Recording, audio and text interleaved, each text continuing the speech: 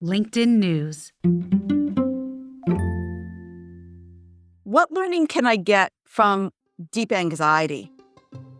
That's neuroscientist and dean at NYU, Wendy Suzuki. I'm Leah Smart, and this is Everyday Better. Stay tuned for more on the upside of anxiety. Make sure you hit that follow button to get new episodes of our show every week. And if you're a regular listener, thank you. And I have a favor to ask. Consider leaving us a review so we can keep bringing you more of the conversations you love. Thank you so much for your support.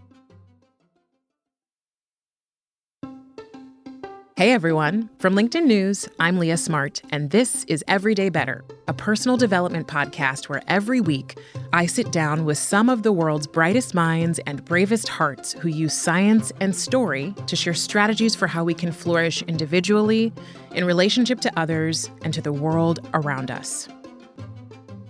Today, I got to sit down with Dr. Wendy Suzuki. She's a neuroscientist and dean of the School of Arts and Sciences at NYU. Now, the first thing that made me want to talk to her is her energy.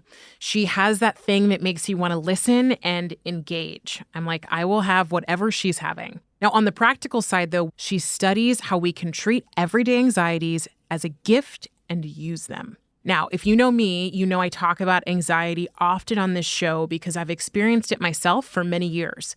But for too many of those years, I didn't know what it was. So I couldn't name it, which meant I couldn't do much to work with it. I thought I was just going crazy, which it turns out I wasn't, and that finding out what this thing was called and how to manage and heal it was a total lifesaver. Chances are you've experienced some everyday anxiety yourself at some point too. That being said, her focus is not on the diagnosis of generalized anxiety. She's not working with patients on this, but on the regular everyday anxieties that so many of us feel. They're common and they're normal. She actually stumbled into this because she noticed more and more of her students at NYU seemingly experiencing this even before the pandemic. And I can only imagine that the pandemic has heightened our experiences of anxiety. So in 2021, she came out with a book called Good Anxiety, Harnessing the Power of the Most Misunderstood Emotion. And that's what we're doing today. We're talking about how to use our everyday anxieties, how to frame them as a gift, and what this evolutionary response is actually showing us that can be more empowering than disempowering. So here's Wendy.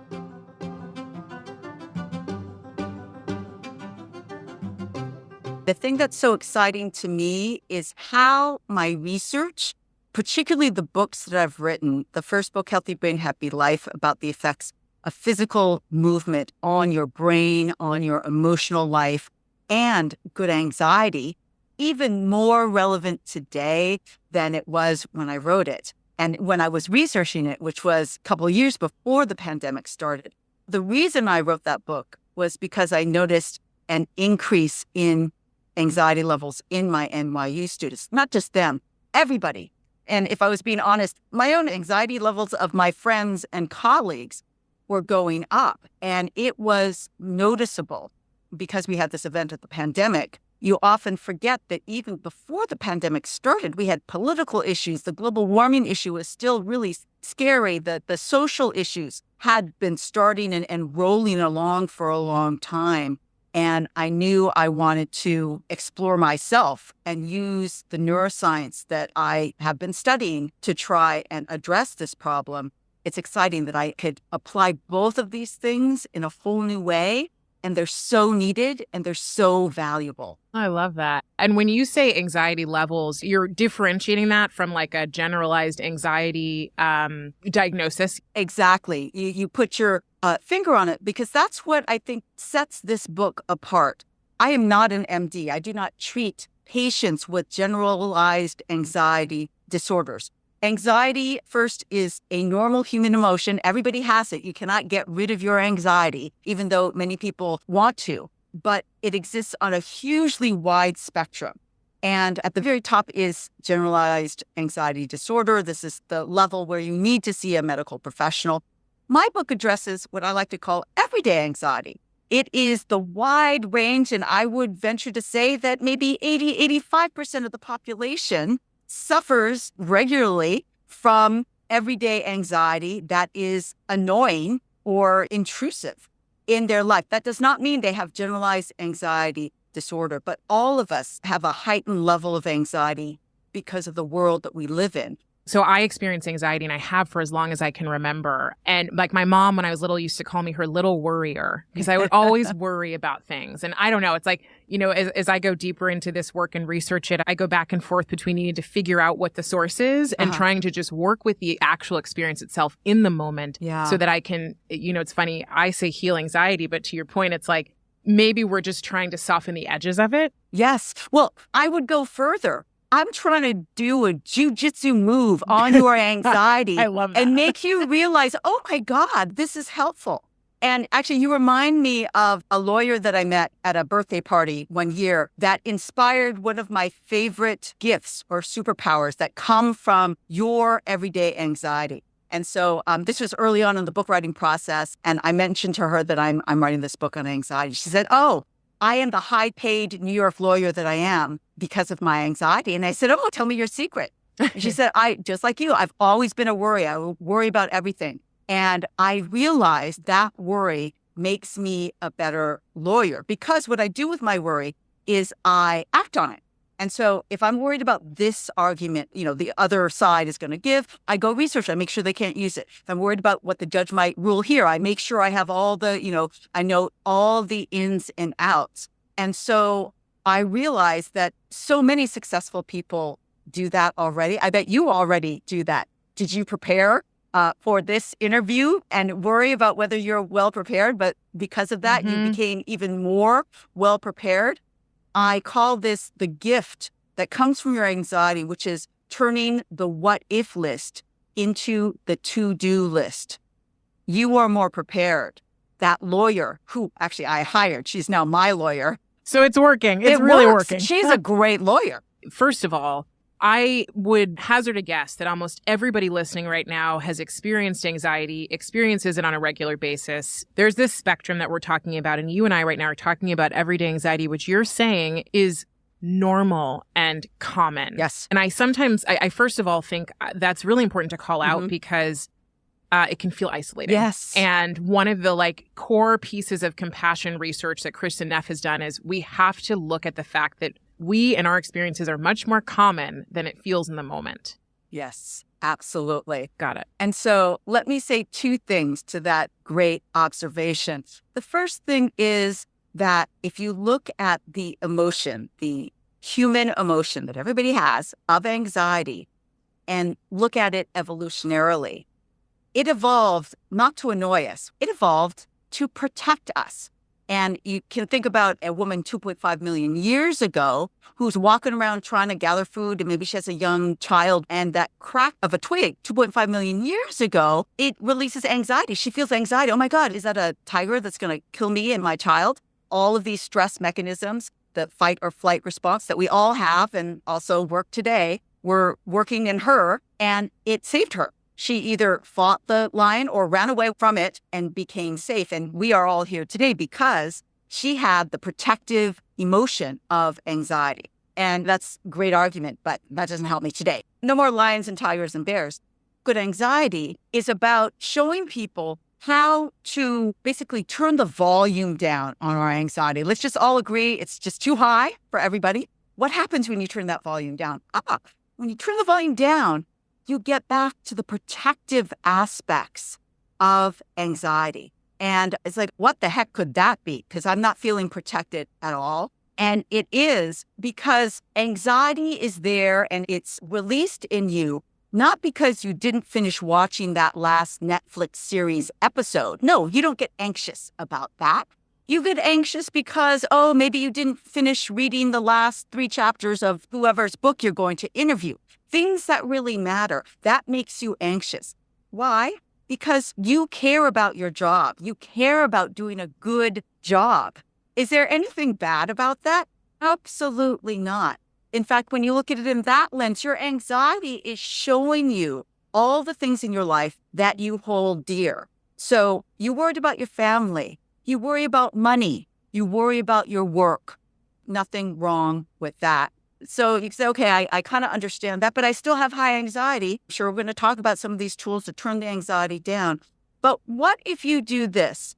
And I love this visualization. It comes from my dear friend Desi Levinson, who said, what if you think of your anxiety as a little kid who's coming up and just pulling on your sleeve and saying, hey, interview coming up tomorrow. Did you finish the whole book? Hey, you have to talk to your grandparents and you had a fight with them. That's bad. But I love my grandparents. I don't want to have a stupid fight. And so it's understandable why these things are coming up, including people say, oh, well, what if you catastrophize about global warming?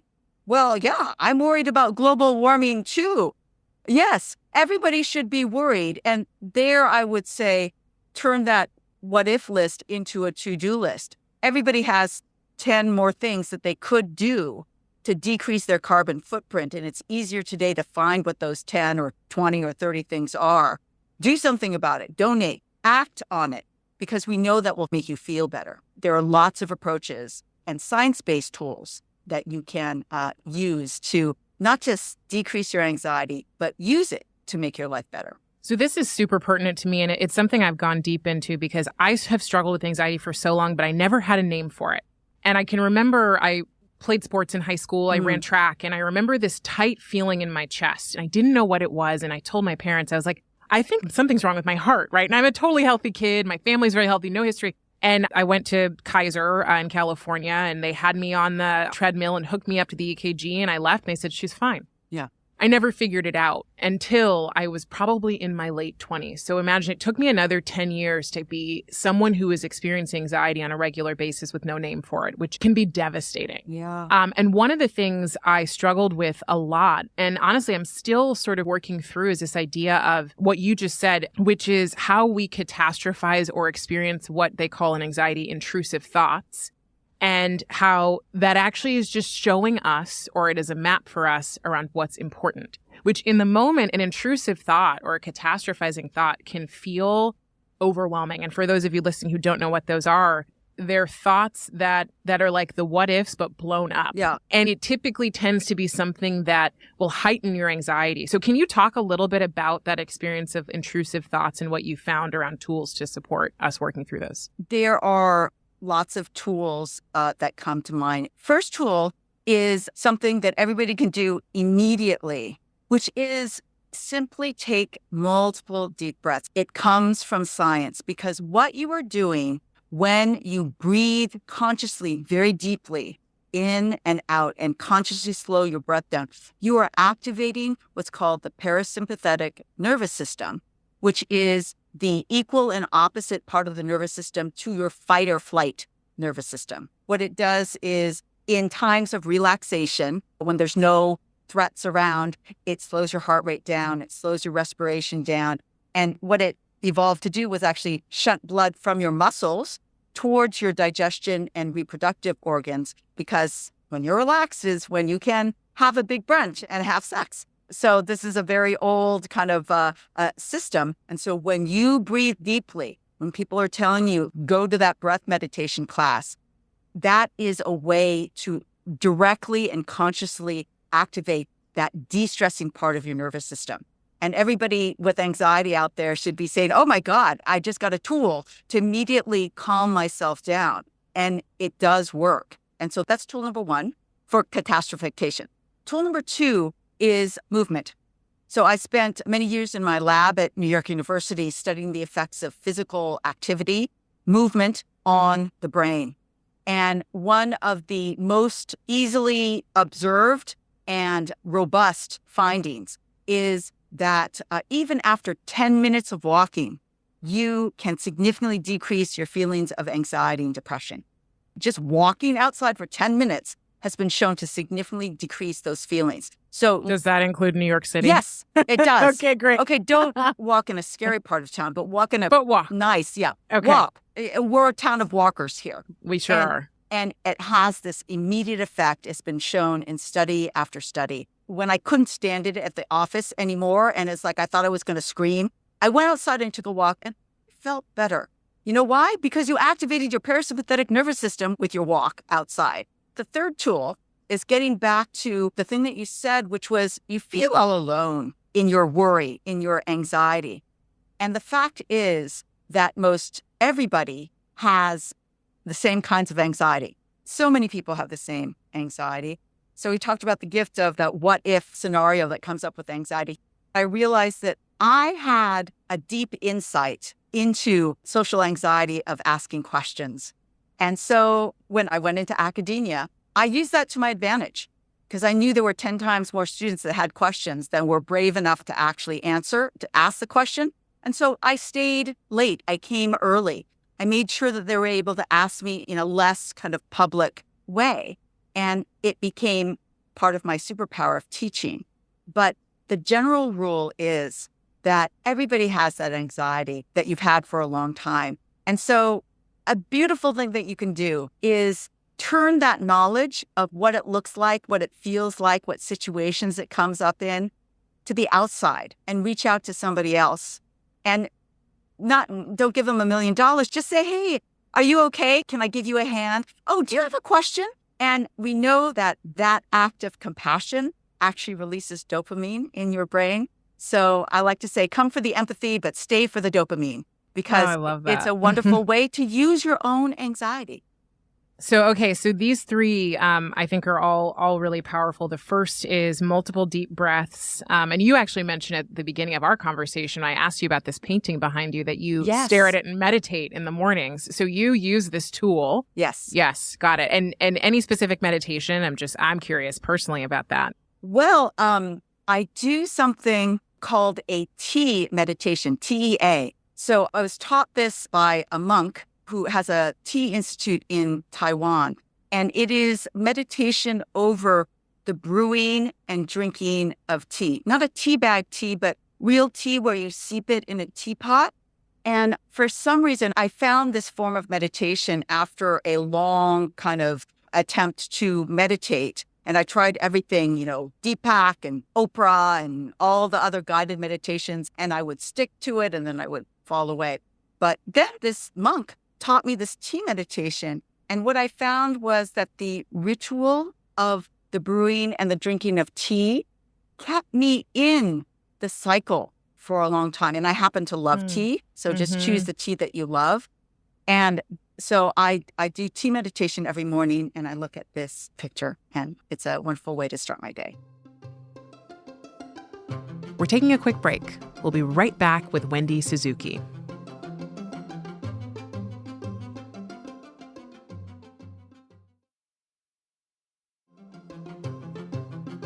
And we're back with Wendy Suzuki.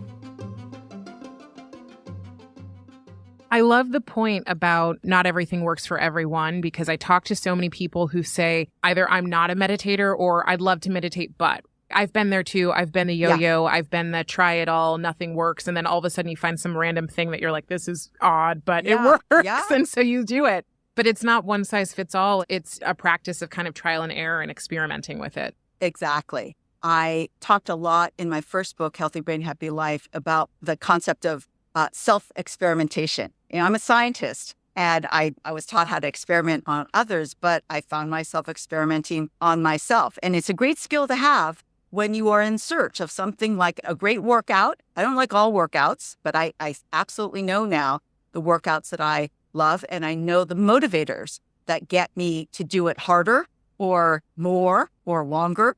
And so those are things that everybody can explore with a little bit of curiosity. Well, and that's what I love about you and your work is the self-experimentation, because it feels so different to hear someone say something because they've tried it versus saying something that they've never tried. And you're kind of like, well, I can't, it doesn't quite integrate in the same way where you're like, oh, I feel that you've tried this and now I trust you more and I want to go try it myself. Yeah. You mentioned movement, which ties me back to some of the reading I've been doing about anxiety. And this may be closer to a generalized anxiety diagnosis, but it's the idea that oftentimes when we're feeling anxious, we have a series of thoughts, right? And those thoughts are worry or catastrophe, whatever it is. And we try to fight the thoughts on their own turf. I've read a couple of times now, it's called Anxiety RX. It's by Dr. Russell Kennedy. It's about the idea that anxiety is actually also alarm in the body. So that tightness in the chest that I mentioned I was feeling before makes a lot more sense to me now because I know, it's not, anxiety isn't just a brain thing. It's also a body thing. Yes. So the movement piece you mentioned feels like it coincides with all that, does it? Absolutely. So there is a strong connection between the brain and the body. And the way I explored it in my own kind of personal journey is finding the power of exercise And I was a workaholic, basically. But all I did was go to the lab, try desperately to get tenure at New York University, and eat takeout food. And that wasn't good for my health. It wasn't good for my mental health. And I just lost all muscle mass. And I was motivated to try and get back to the gym when I went on a river rafting trip. And I was inspired by all the triathletes that were on this trip. And I'm like, oh my God, it was just like, I can't feel like this anymore. I want to feel like they look, right? I don't have to be a triathlete, but I want to feel stronger. So I went to the gym because of that. And boy, I found that it changed everything. It changed my mood. I was happier. I felt better. I felt energized. And my writing sessions for all the grants that I have to write were going better. And this led to an understanding and an exploration about all the ways that physical activity, moving your body out in the periphery, actually has effects on two of the most important and fascinating parts of your brain, your hippocampus, important for memory, critical for creating and writing, and your prefrontal cortex, important for focused attention, critical for writing.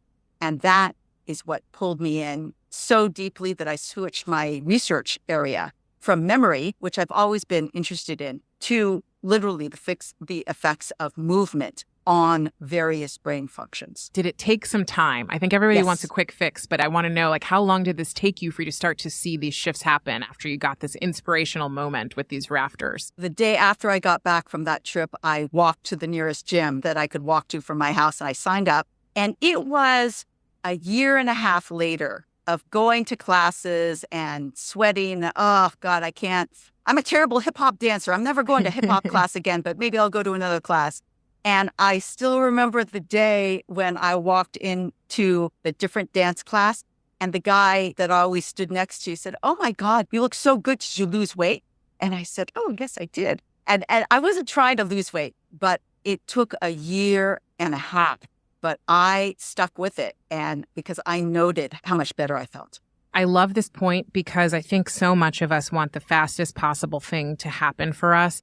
I hypothesize that that's part of the reason we don't get started is because we know deep down it's not going to happen right away. And we're asking ourselves, can I put up with enough of the discomfort to get what's on the other side and then keep it going after I actually do it? What do you say to those people who are just going, God, a year and a half, that feels way too long. I just won't do it. Yeah.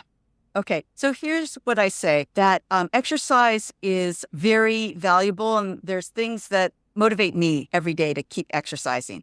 So here's what everybody needs to know about what happens to your brain when you move your body, including that 10 minutes of walking that I talked about. Every time you move your body, you are releasing a whole bunch of neurochemicals in your brain, including those neurochemicals that are making you feel better, that are decreasing your anxiety and depression. And they include dopamine, serotonin, and noradrenaline, and endorphins, and growth factors. And so I like to call it a neurochemical bubble bath for your brain. And what does that do? It does three things immediately, not a year and a half later. One, it improves your mood. Number two, it has an immediate effect, not a long lasting, but it can last for several hours. It improves your ability to focus your attention. And third, the immediate thing that happens after every single workout is your reaction time, your motor reaction time gets better. So that means that if your Starbucks coffee drops, you can pick it up. You can catch it before it falls. That is what I mean by motor improvement. But the focus and the mood are huge. I tell my students, you want to get ready for a hard lecture class coming up?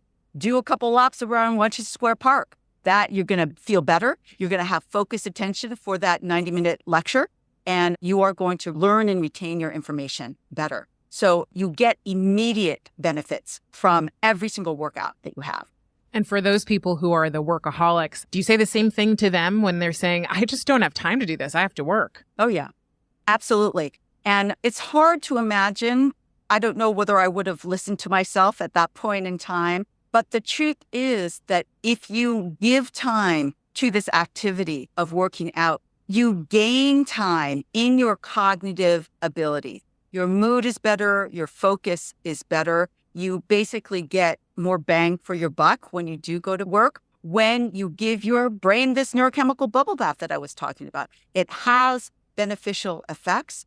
And we haven't even talked about the long-term benefits, which is regular bubble baths for your brain that you get every time you work out is increasing growth factors are increasing in your brain. It turns out that those growth factors go into and work on the hippocampus, critical for long-term memory. And what does it do there? It actually grows new brain cells. This is one of only 2 brain areas in the human brain where brand new brain cells can be born in adulthood.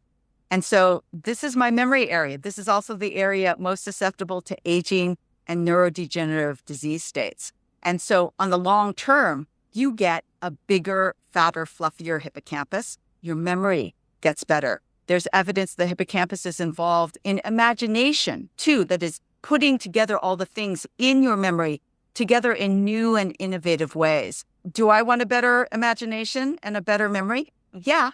So you also pointed out, like, this one is meaningful to me. I recently went out of town and I used to go for runs all the time and I stopped because I got hurt. And then more recently I had another injury. So I've been in and out. I've been in the yo-yo and I've noticed my mood has gotten less and less exciting. I know how I'm supposed to be and this isn't quite it. But, I went out of town and I left for 10 days. And during that 10 days, everything we did was active. We were on the move. Within 2 hours, we were in a kayak after landing.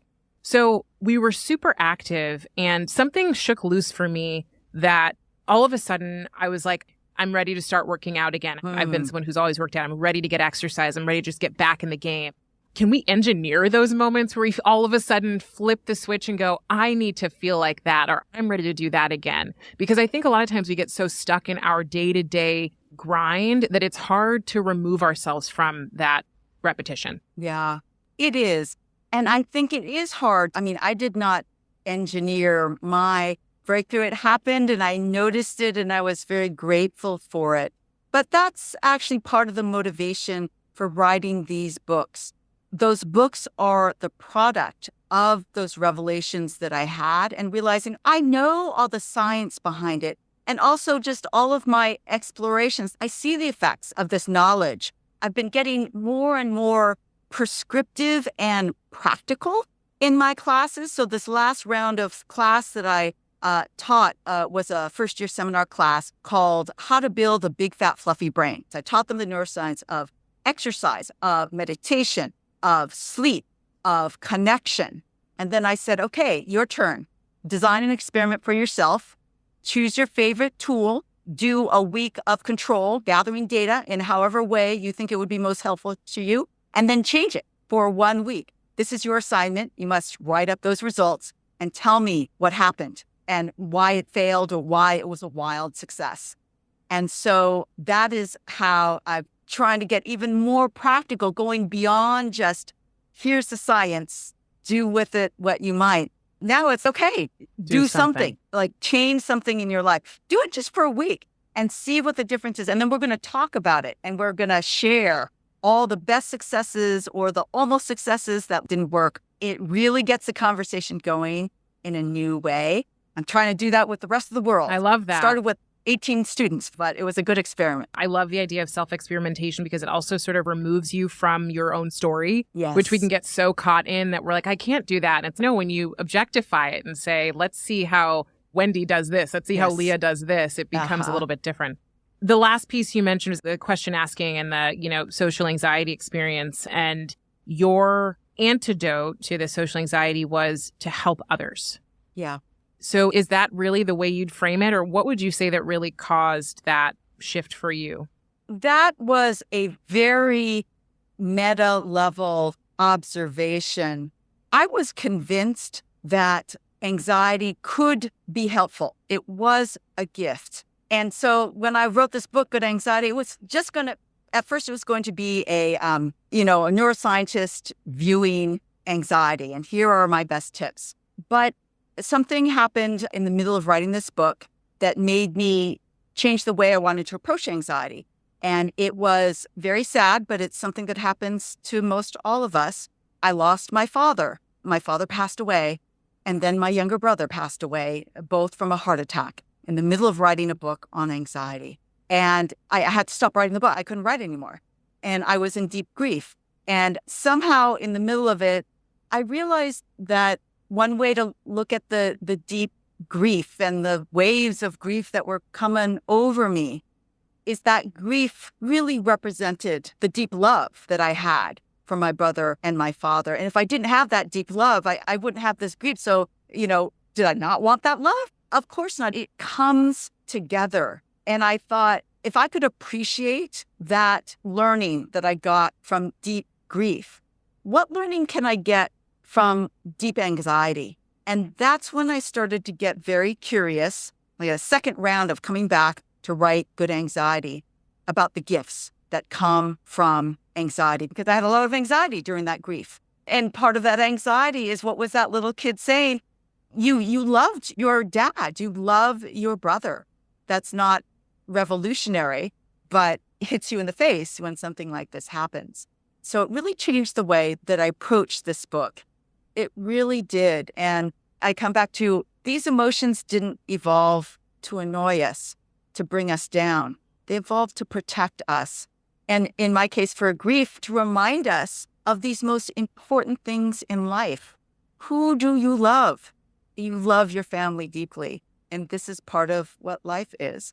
So it's an unusual way to get back to anxiety, but that's what happened. That's incredible. And well, number one, I love it. You say it's like your grief is a love story. Like your anxiety is maybe also a love story in some way. It's showing you what you care about. Yeah. Like what you said before, it's showing you what matters, because we don't have anxiety over things we don't typically care about. Yeah, exactly. Yeah, I love that. And I love what you're saying is use it.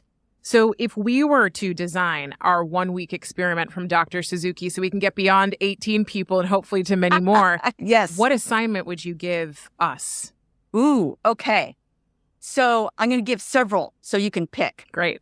So I would say, if you're inclined to think, ooh, meditation, I've always wanted to try that, maybe I'll give it another try. I would do something that is doable. It's like, I'm not going to send you off to meditate for 3 hours a day, right? I'm going to send you off to meditate for 5-7 minutes before an activity that you do regularly that requires focus. Maybe it's your work, maybe writing your questions for your interviews. And this doesn't have to cost money. Go to YouTube, find a short meditation that has over 1 million views, and just give it a try. Don't like that first one, find another one with over 1 million views. Give it a try. Do it for 5 days, every day in a systematic way. And really try and note down how that shifts. Rate your working session after that on a scale from 1 to 5. 1 is terrible, 5 is fantastic. How did that change? And the control experiment before you do that is just figure out what that is and do it without the meditation. Live your life. Yeah. The second offering would be explore the power of that 10-minute walk. I challenge people to add 10 minutes of walking before they get into work. Every morning. Maybe just walk around the block once, find something that will take you 10 extra minutes, but do that before you get into the work and see how it affects your demeanor, how you're feeling at the beginning of each day. Again, the control is don't do it and just rate how you're feeling when you get into work without doing that. And the third is add in once a day, pick 5 friends that you can easily call, but maybe don't call all the time. And call them one a day and talk to them for at least 5 minutes. And you can just say, I just wanted to hear your voice. That social connection, we haven't talked about that, but I talk about it in the book. So valuable, associated with longer lifespans. Why? Because it's also releasing dopamine. We are social beings. We are social brains. One of the best talks, I invited this wonderful researcher, Robert Waldinger. He is the arbiter of the longest running study on happiness, started at Harvard, and he talks all about the wonderful results about how that social connection is so important for the quality of our lives today, the longevity of our lives. And he did something extraordinary at the end of his talk, which I loved. He said, okay, I told you how important this is. I want you all to pull out your phones, and I want you to text somebody that you haven't seen recently and just say, I was thinking about you. Let's get together soon. That's all you have to say. And of course, everybody did it. And so did I. And that, talk about a ripple effect. There were 200 people at that talk. How many things have been sparked because of that? I could just tell you my person commented on it. The best thing that happened to her day is when I did that. And then a friend of mine who I didn't even know was involved said, somebody texted me, and it turned out to be because of this. So you don't know where it went, but that is the power of putting science into action. That's what I love. Okay, Dr. Suzuki, I'm going to have you complete these 3 statements for me. Better humans are connected. Better work is meaningful. And a better world has love. Oh, I loved how fast you responded to that. That's wonderful. Thank you so much for coming. Thank you for all of this. For those of you listening, go get this book. Go watch a TED Talk. I've got pages of notes here. So thank you so much for being here. Thank you. This was such a fun conversation. That was Wendy Suzuki, author of Good Anxiety, Harnessing the Power of the Most Misunderstood Emotion. You can find it wherever you get your books. If this conversation resonated with you, share it with the first person who comes to mind. You never know how it could help them out. And support other people like you in finding our show by leaving us a rating before you go. While you're at it, write a 1-sentence review telling me and the team what you love about Everyday Better. And as always, you can get me in your inbox by signing up for our weekly personal development newsletter, giving you practical tips on how to level up with small steps every day. Find it in our show notes for this episode or at linkedin.com/everydaybetter. That's linkedin.com/everydaybetter. Everyday Better is a production of LinkedIn News. The show is produced by Grace Rubin and Emily Reeves. Asaf Gadrone is our sound engineer. He makes sure we sound good in the studio. Joe DeGiorgi mixed our show. Enrique Montalvo is the executive producer of LinkedIn Editorial Productions. Dave Pond is head of news production. Courtney Koop is head of LinkedIn Original Audio and Video. Dan Roth is the editor-in-chief of LinkedIn. And I'm Leah Smart. Thanks for coming with me, and I'll see you next week.